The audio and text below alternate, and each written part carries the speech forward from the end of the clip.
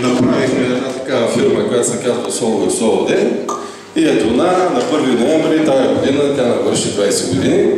И в рамките на тая фирма, разбира се, съществува и туристическа агенция Solvex, представена около 120 човека тази вечер. Няма да държа някакви дълги слова. Искам просто да пожелая на всички тази вечер, както винаги, да си изкараме много добре, купона да бъде по-силен, отколкото сме го правили до сега. Мисля, че имаме необходимата подготовка. Колегите от хотела, от ресторанта също се постараха. Надявам се, че днес успяхме всички да се починем след снощната вечер и да покажем още по-добри рекорди от преди.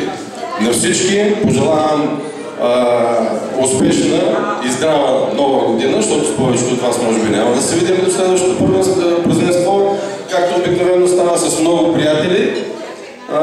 Така че още веднъж на здраве на всички, да се веселим!